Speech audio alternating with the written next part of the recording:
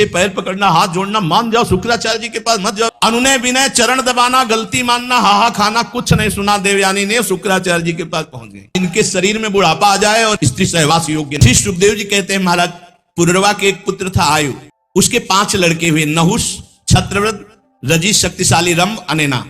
ये भगवान जो श्री कृष्णचंद्र जो प्रकट हुए, ये उन्हीं के पूर्वजों का वर्णन है। काशी का पुत्र काशी, काशी का राष्ट्र, राष्ट्र का दीर्घतमा, दीर्घतमा का धन्वंतर, यही आयुर्वेद प्रवर्तक भगवान धन्वंतरी के रूप में समुद्र से प्रकट हुए। यज्ञ भाग के भोक्ता भगवान वासुदेव के अंश हैं। जो भगवान का स्मरण करता है अच्युत गोविंद धन्वंतरी आदि नाम से, तो उसके सारे रोग प्रभावहीन हो जाते हैं। देवताओं की प्रार्थना से आयु के पुत्र रजी हुए और उनके 500 पुत्र हुए। देवताओं की प्रार्थना से रजी ने दैत्यों का वध करके इंद्र को स्वर्ग का राज्य दिया, परंतु प्रहलाद जी पर वो विजय प्राप्त नहीं कर पाए, क्योंकि प्रहलाद जी भगवान के भक्त थे। इसलिए वो प्रहलाद जी के आगे झुक के ही प्रणाम करते। भगवान की भक्ति का बड़ा प्रभाव है, इसलिए उन्होंने वो स्वर्ग फिर प्रहलाद जी के भय से रजी को वापस कर दिया। जब रजी की मृत्यु हो गई तो इंद्र के मांगने पर भी रजी के पुत्रों ने स्वर्ग नहीं लौटाया, तो बृहस्पति जी ने इंद्र की प्रार्थना से अभिचार विधि से हवन किया, इसलिए वो सब धर्म भ्रष्ट हो गए। तो अनायास ही फिर वो पराजित हो गए और देवराज इंद्र ने त्रिभुवनपति पद प्राप्त किया। छत्रव्रत की वंश परंपरा में इतने नरपति हुए। महाराज नहुष की वंश परंपरा, जैसे शरीरधारियों के 6 इंद्रियां होती हैं, ऐसे नहुष जी के 6 पुत्र थे। यति, ययाति, संयाति, अयाति, वियति, कृति। नहुष अपने बड़े पुत्र यति को राज्य देना चाहा, परंतु उन्होंने स्वीकार नहीं किया कि यह सब मायाकृत है, मुझे भगवान का भजन करना है। वो इस राजनीति में, प्रपंच में नहीं फंसना चाहते थे, क्योंकि राज्य एक ऐसी वस्तु है जिसमें अहंकार आने की संभावना है। मैं राजा हूं, और वो आत्मस्वरूप को ढककर भगवान से विमुख कर देता है। महाराज नहुष ये बड़े प्रतापी थे। एक बार ब्रह्म हत्या के भय से देवराज इंद्र कमलनाल में जाकर छुप गए थे, तो त्रिभुवनपति पद खाली था। तो देवताओं ने विचार किया कि इंद्र पद पर किसको बैठाला जाए। तो उस समय बहुत चढ़े हुए तपस्या में और यज्ञों में महाराज नहुष थे। तो नहुष जी से प्रार्थना की कि आप देवराज इंद्र पद पर विराजमान होकर देवताओं का शासन कीजिए। तो उन्होंने कहा मुझे मनुष्य में इतनी सामर्थ्य नहीं कि मैं आप अग्नि वायु देवताओं को आदेश करूं। तो उन्होंने कहा जिसको तुम आदेश करोगे वो सामने आते ही आदि शक्ति आप में आ जाएगी, तो आप उससे ज्यादा बलवान हो जाएंगे, इसलिए आपको कोई पराजित नहीं कर सकता। और सब देवताओं ने स्वीकृति दे दी। तो देवराज इंद्र के पद पर महाराज नहुष बैठे। अब जब नहुष जी देवराज इंद्र के पद पर बैठे तो उनको लगा कि फिर देवराज की पत्नी हमारी सेवा में आवे सच्ची। तो खबर भिजवाई कि मैं इंद्र पद पे हूं। तो इंद्र भोक्ता होता है, त्रिभुवनपति है, हमारा आदेश है तुम हमारी सेवा में आओ। वो बृहस्पति गुरुदेव की शरण में गई कि गुरुदेव वैसे ही ब्रह्म हत्या से पति भयभीत है और हमारा पातिव्रत धर्म भी दांव पे लग जाएगा। नहुष ने आदेश किया सेवा में उपस्थित हो। उनका टालो, कुछ समय के लिए टालो। पर नहुष को व्याकुलता बढ़ी। फिर वो बृहस्पति जी के पास गई तो उन्होंने कहा एक बात करो, इसकी बुद्धि भ्रष्ट हो रही है, ये परिस्त्री गमन करना चाहता है, इससे पता चला इसकी बुद्धि भ्रष्ट हो रही है और इसको पतन होने का समय आ गया है। तुम इसको बोलो कि ऋषियों की पालकी में बैठ करके हमारे महल पे आओ। ऋषियों की, सप्त ऋषियों की पालकी।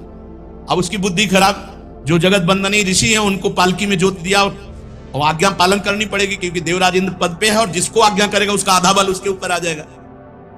अब इतनी व्याकुलता हुई सची से मिलने की कि उन्होंने संस्कृत में कहा सर्प सर्प और एक लात मारी। अगस्त जी की भारी जटाओं में दुर्वासा जी बैठे थे। उन्होंने कहा अच्छा तुझे सर्प सब बहुत जल्दी पड़ी है, इसलिए जा तू अजगर योनि को प्राप्त हो, देवराज इंद्र के पद पर बैठने लायक नहीं। महाराज नहुष अजगर योनि को जब प्राप्त होने लगे तो कहा मेरा उद्धार कैसे होगा। तो कहा तुम्हारे वंश में जब महाराज युधिष्ठिर वनवास में होंगे और जब तुम भीम को आहार के रूप में पकड़ोगे और वो जब आएंगे तो उनके दर्शन और संभाषण से तुम्हारी अजगर योनि से मुक्ति हो जाएगी। महाराज नहुष देवराज इंद्र पद बैठकर भी अजगर योनि को प्राप्त है, इसलिए भगवान की शरण। ययाति अपने 4 छोटे भाइयों के 4 दिशाओं में नियुक्त करके स्वयं चक्रवर्ती सम्राट पर बैठे। शुक्राचार्य की पुत्री महान पवित्र देवी देवयानी ये ययाति को पति रूप में स्वीकार किया और दैत्यराज वृषपर्वा की पुत्री शर्मिष्ठा को भी पत्नी रूप में स्वीकार किया ययाति ने। तो राजा परीक्षित ने पूछा ये उल्टी बात कैसे। क्षत्रिय वंश में महाराज ययाति और परम पवित्र भगवान शुक्राचार्य ब्रह्म ऋषि हैं और उनकी पुत्री देवयानी है। तो देवयानी का विवाह महाराज ययाति से कैसे हो गया? ये तो उल्टा है, धर्म विरुद्ध है। एक बार आप प्रसंग सुना होगा जो पीछे चर्चा हुई कि जब देवताओं ने देखा कि जितने दैत्य मारे जाते हैं सब मृत संजीवनी विद्या से जिला दिए जाते हैं, तो मृत संजीवनी विद्या देवलोक में भी आनी चाहिए। तो अब जाए तो कौन जाए? शुक्राचार्य जी उसको केवल दे सकते हैं। तो बृहस्पति के पुत्र कच्छ को तैयार किया गया। कच्छ ने कहा वहां जाते ही मार डाले जाएंगे क्योंकि ऐसे बलवान दैत्य हैं। तो उनका परहित लाग तजय जो देही संतत संत प्रशंसय देही, परोपकार के लिए आप हमारे कुल गुरु के पुत्र हैं, हमारी रक्षा के लिए आप जाइए। बड़ी सद्भावना पुष्ट करके किसी तरह तो वहां पहुंचे शुक्राचार्य जी के पास छुप छुपा के और दंडवत किया। उनका कौन हो, उनका सही परिचय दिया कि भगवान बृहस्पति के पुत्र कच्छ हैं। किस हेतु आना हुआ? उनका संजीवनी विद्या आपसे सीखना है, मृत संजीवनी विद्या। तो उनका ये बात पता लगते ही दैत्य जो है ना काट काट के फेंक देंगे, तुम जाओ यहां से, संजीवनी विद्या तुम नहीं सीख पाओगे क्योंकि दैत्यों का हर समय पहरा रहता है और वो सीखने देंगे नहीं। उनका नहीं, भगवान मैं प्राणों की बाजी लगाकर आपको गुरु रूप से वरण करता हूं संजीवनी विद्या के लिए। तो उनका हमारी पुत्री को रिझा लो, देवयानी को, शुक्राचार्य जी की पुत्री थी, तो फिर मैं तुम्हें मृत संजीवनी विद्या दे सकता हूं। तो परिचर्या में रहने लगे देवयानी जी की सम अवस्था थी बराबर की, खेलना कूदना पुष्प लाना हर सेवा उनकी करते। बहुत समय हो गया तब कहा गुरुदेव अब तो देख लो आपकी पुत्री भी हम पे प्रसन्न है और आप भी प्रसन्न है, मृत संजीवनी दे दो। वो इस बात से डरते थे कि मृत संजीवनी देने का मतलब है हमारी मृत्यु हो जाना। उनका कुछ दिन और रुको, जाओ जंगल से समिधा लाओ। दैत्यों को पता चला समिधा लेने गए हैं, मार करके काट काट के छोटे छोटे टुकड़े करके फेंक दिया लग रहा कच्छ के। बड़ा समय हुआ, देवयानी ने कहा कच्छ नहीं आए, तो उनका नहीं आएंगे कच्छ क्योंकि काट के फेंक दिए गए। रोने लगी उनका, हम बिना कच्छ के जीवित नहीं रह सकती, वो हमारी परिचर्या सेवा में थे। शुक्राचार्य जी ने मृत संजीवनी विद्या का जो भी अनुसंधान किया सब टुकड़े जुड़ के और कच्छ आ गए। बड़ी सामर्थ्य मृत संजीवनी विद्या। कच्छ से कहा कि भाई तुम जल्दी ले विद्या और निकलो यहां से, नहीं अब कुछ उल्टा होने वाला है। दैत्यों को पता चला कि कच्छ जिंदा हो गए, तो उनका अब की ऐसा करेंगे कि गुरु जी भी समझेंगे कि कुछ। कच्छ को जला के राख करके और पेय पदार्थ में डाल के शुक्राचार्य जी को पिला दिया। अब देवयानी जी ने कहा कच्छ, उन्होंने कहा कभी नहीं आएंगे कच्छ। रोने लगी, क्यों भगवान आपकी विद्या में? बोले अब विद्या में सामर्थ्य की बात नहीं, लेकिन अब कच्छ पेट में है, अगर हमने विद्या का प्रयोग किया तो हमारा पेट फाड़ के कच्छ प्रकट हो जाएगा।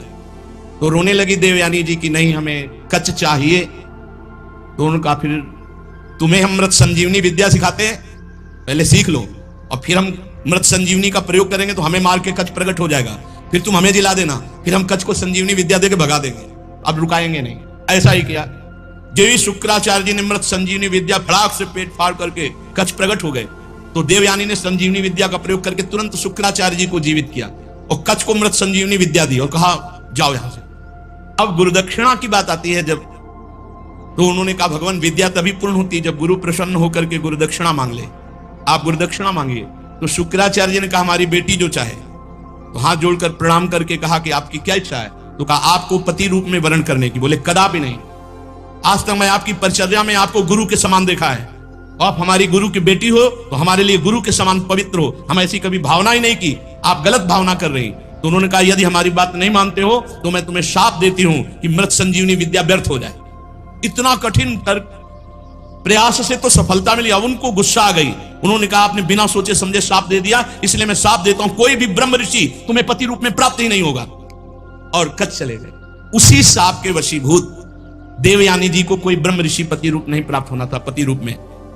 तो एक दिन जो दानवों के राजा वृषपर्वा हैं, उनकी पुत्री शर्मिष्ठा राजकुमारियों के साथ वन विहार के लिए, तो गुरु पुत्री देवयानी तो उनको भी साथ ले लिया।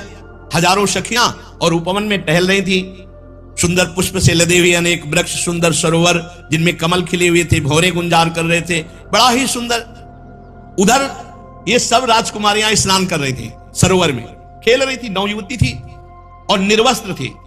भगवान गौरी शंकर उस समय वहां से निकले, देवाधिदेव महादेव पार्वती जी, तो सब कन्याएं सकुचा गई और दौड़ पड़ी और अपने अपने वस्त्र, तो शीघ्रता के कारण देवयानी के हाथ में लगा शर्मिष्ठा का वस्त्र, राजकुमारी वृषपर्वा की पुत्री, और वो पहन लिया। देवयानी का जो वस्त्र शर्मिष्ठा, तो राजकुमारी ने कहा तुम्हारी हिम्मत कैसे हो गई, हमारे पुरोहित की कन्या होकर तुम हमारी राजकुमारी, ऐसा वस्त्र कैसे तुमने धारण कर लिया। देवयानी ने कहा कि तू ज्यादा बढ़कर मत बोल, तुम हमारे वस्त्रों की अधिकारिणी नहीं। अब वहां राजकुमारी और देवयानी की बातचीत, शुक्राचार्य को जानती है तू, तेरे बाप के वो गुरु हैं और तपोबल से पूरी सृष्टि का संचालन कर सकते हैं, परम पुरुष परमात्मा के समान है, वो निरंतर परमात्मा स्थिति में रहते हैं, बड़े बड़े लोकपाल जिनकी वंदना करते हैं उन तपस्वी की पुत्री है। देवयानी ने कहा असुर मेरा शिष्य है, तू शिष्य की पुत्री है, हमारे कपड़ों को छोड़। जब देवयानी ने इस तरह, तो शर्मिष्ठा क्रोध से तिलमिला उठी और बहुत कड़ुआ बोलने लगी। शर्मिष्ठा की एक कड़ी बात सुनकर के देवयानी को बहुत क्रोध आया। शर्मिष्ठा ने अपनी राजकुमारियों का आदेश क्या, उठा इस गुरुपुत्री को फेंक दे कुएं में। फेंक दिया गया, वो तो राजकुमारी थी और सब चली गई। इधर महाराज ययाति जंगल में शिकार आदि के लिए, तो प्यास लगी, तो सेवकों ने कहा कि कोई है कुएं पे, तो उनका मैं देखता हूं, तो निर्वस्त्र देवयानी थी, क्योंकि निर्वस्त्र करके फेंकवा दिया था कुएं में। तुरंत ऊपर से वस्त्र डाला और फिर निकालने की, और अपना हाथ दे करके निकाला। देवयानी बहुत ही सकुचित मुद्रा में, ययाति ने कहा देवी केवल मैं आपके निकालने के भाव से आपको निकाला है। उन्होंने कहा वीर श्रोमणे, आज तक मेरा हाथ किसी ने नहीं पकड़ा, आप सुनकर कांप जाएंगे कि मैं कौन हूं। मैं भगवान शुक्राचार्य की पुत्री देवयानी हूं। ऐसा ही हुआ, ययाति के होश उड़ गए, साफ हो जाएगा।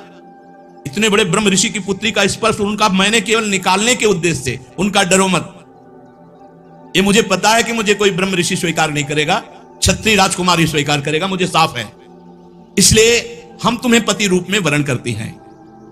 वीरश्रेष्ठ, मैंने बृहस्पति के पुत्र कच्छ को शाप दे दिया था, उसी के शाप के कारण हमारा आपका संबंध होगा। ययाति को शास्त्र प्रतिकूल ये संबंध स्वीकार तो नहीं हुआ, पर उन्होंने जब देखा कि स्वयं देवयानी कह रही हो ऐसा साफ है, और देव सुंदरी देवयानी को देख करके तो मन वैसे भी स्वीकार कर लिया था। ययाति ने कहा यदि भगवान शुक्राचार्य राजी हो तो स्वीकार है। वीर ययाति देवयानी को वहीं छोड़कर चले गए कि जब भगवान शुक्राचार्य जी लेके आएंगे तो हम स्वीकार करेंगे। अब देवयानी रोती हुई शुक्राचार्य जी के पास पहुंची और शर्मिष्ठा ने जो राजकुमारियों से उठवा के कुएं में डाल दिया था वो सारी बात सुनाई। शर्मिष्ठा की बात सुनकर भगवान शुक्राचार्य जी ने कहा अरे मुझे कोई साधारण पुरोहित समझ लिया, इस लड़की ने मुझे साधारण पुरोहित समझ लिया।